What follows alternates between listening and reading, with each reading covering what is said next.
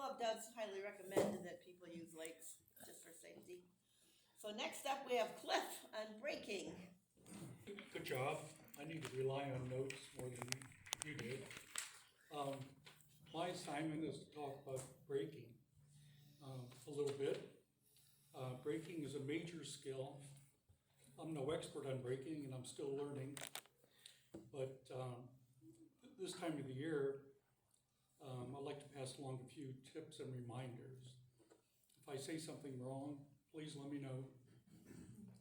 It's quite possible. There are a lot of different theories and opinions out there about braking technique. For new riders, learning to coordinate the pedals, brakes, and shifter and balance can take a while.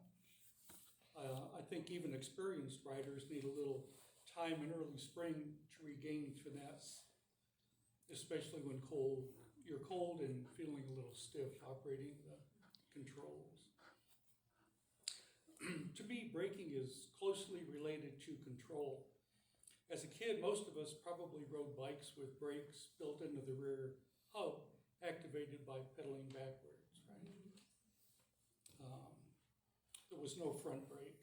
The rear brake was effective enough, probably due to lower speeds and weights. One thing about a bike with a rear hub brake was that you could easily lock the rear wheel and skid and slide and practice. So you learn how to control a bike with a locked wheel, at least a rear wheel. Do not lock the front wheel. It's never a good idea.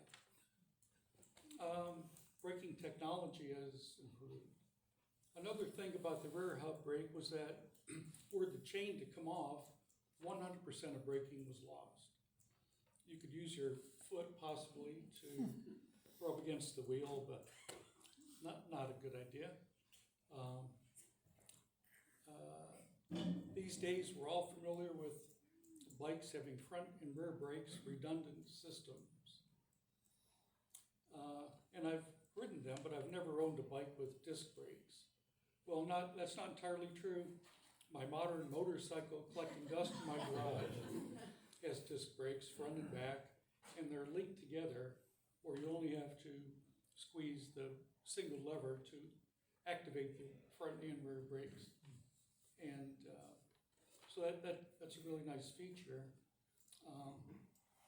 But that bike also has ABS. And I mention that because I've read that those technologies are working their way into bicycling technology also.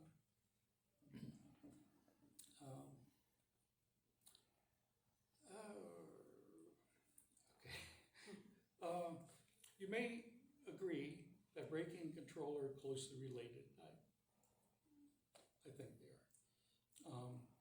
I remind my most frequent riding partner to mainly use the rear brake, the right lever. Rear brake, right lever. Especially on gravelly or sandy road surface.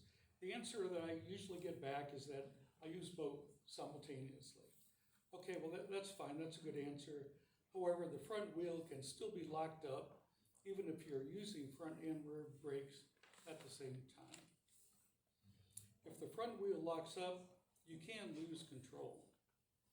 Where the rear wheel may skid and could lead to a loss of control, the locked front wheel will surely lead to a loss of control and may even pitch you over the handlebar. I've never seen it, but it happens. I know it happens.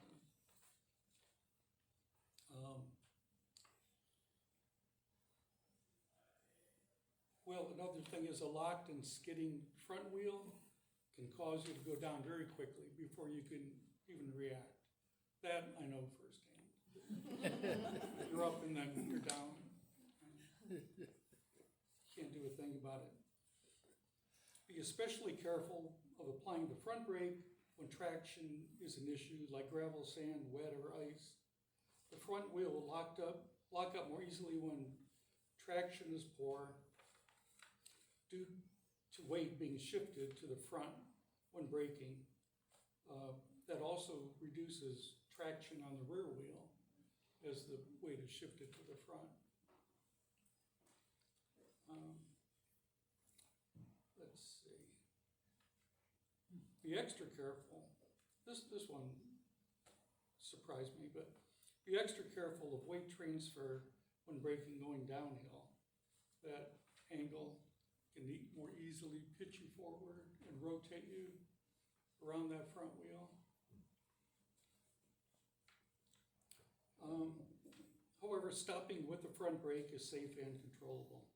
Apply the brakes gently and develop a feel for their power. Release the lever smoothly as you approach a stop. In wet conditions, use the rear brake to test and get a feel for the road grip in those conditions. That makes a lot of sense to me. During the winter, when I leave home, my street is all white. If I'm in my car, I like to test the traction a little bit, see what it is before I get to the stop sign. So that's all I'm saying. This is another thing. Give the brakes a squeeze before rolling at the start of any ride. And many of us pop the front wheel off at home and then pop the wheel back on at the trailhead. It's easy to get distracted and forget to re-engage the brake after popping the wheel back on. Moving along is a bad time to learn that you have no brakes. So at the beginning of the ride, maybe roll it, test the brakes, be sure they're there. You'll need them. Lastly, am I doing okay on time? Lastly, be careful, Larry pointed this out, of the lines painted in the plastic lines, painted lines on the road. When they're wet, they're slippery. When they're oily and wet, they're treacherous. Whether it's on the road or a parking lot, stay off your front brake when your wheel is on a line.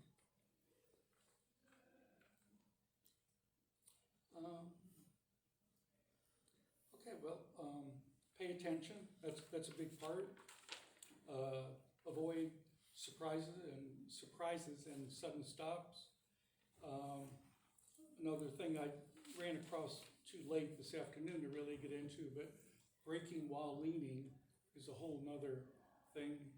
And but I think the conventional wisdom is brake before you get into a curve, not while you're in the curve. So that's something I'd like to research a little more. But any questions? Oh. Anybody else? You mentioned something earlier to me that to help with that you don't put your weight forward, that what did you say? You straighten your arms and Yeah. your legs? Yeah, that's something else Larry mentioned though. I had never heard that. So you want to keep your weight to the back, right? So Well, as you're braking, the weight will shift forward and be reduced on the rear wheel. So, yeah, if you extend yourself to keep your weight on the rear wheel, you'll be better off. Is that about right, Larry? Yeah. Slide back and scoot your butt off the back of the seat. Exactly. Straighten your arms and legs. Okay. Joe? Do you have any information on when you should signal a stop in comparison to when you brake? Obviously, you want to use both things, so you can't signal while you're braking. So should you do it before or after? Well, that's a good question. The only thing I can say from my experience is that when we're riding along in a group and if you're paying attention, you anticipate people in front of you stopping, you might throw your arm up, even if it seems a little bit early, to get people's attention. I don't know if I'm missing your question. I would think it makes sense to signal before you hit the brakes, but. Yeah. Well, yeah, I guess so. You said Jose. that ABS braking ABS, is moving its way into the cycling world too? That's what I read, yeah.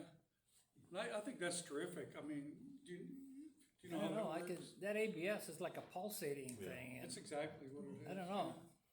I don't know about that. Well, I think the disc brakes are great right now. well, that pulsating would keep the wheel from locking up. It's releasing. Yeah, I know, but Okay. But